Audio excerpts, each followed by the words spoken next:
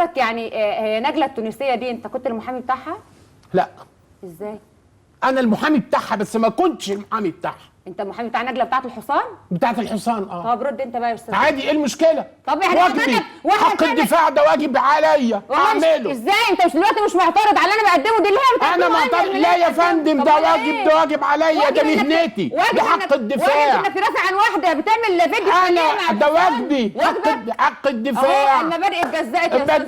مبادئ ايه؟ حضرتك ممكن ده انا مهنتي كده، مهنتي كده، ادافع عن تاجر المخدرات، ادافع عن القاتل، ادافع عن الكويس، ادافع، دي مهنتي. طلعت محامي نجلة يعني بتاع انا الحصان؟ انا دلوقتي لو وقعت في مشكله وجيت لحضرتك هتترافع عني؟ لا.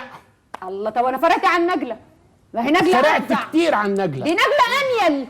ماشي، انا ماليش دعوه. حضرتك اتمنعت من دخول مصر وانت اشتكيت وزير الداخليه تمام، يمنعها من دخول مصر. حقها القانوني انها تشتكي، حقها.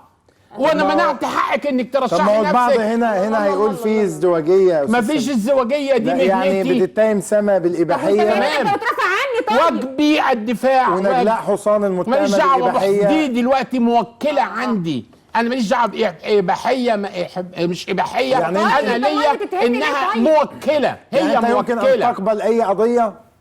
لا طبعا ما بقبلش يعني اي لو جالك قضيه. جاسوس لا اقبله. طب واشمعنى مع قابلت كل نجلة؟ تقديري اشمعنى للي قابلت قبلوها. نجلة طيب؟ انما انا لا اقبلها. اشمعنى قابلت نجله بتاعت الحصان اللي اتمنعت من دخول مصر بسبب كليباتها الخليعه؟ المفروض عليا ان انا اقبلها. ليه المفروض؟ مين اللي بيفرض عليك؟ نقابه المحامين، اهو راجل محامي يعلم. النقابه بتقول لك لازم ايوه في الجنايات كده. في حق بس الدفاع. من حقك ترفض. في ومن الجنايات. حقي ارفض. في الجنايات. تمام. ان لم يكن هناك محامي المحكمه بتنتدب. لا بس من حقه يرفض، يقول لا. من حقي ارفض. طب مرافضك ما رفضتش ومن حقي اقبل.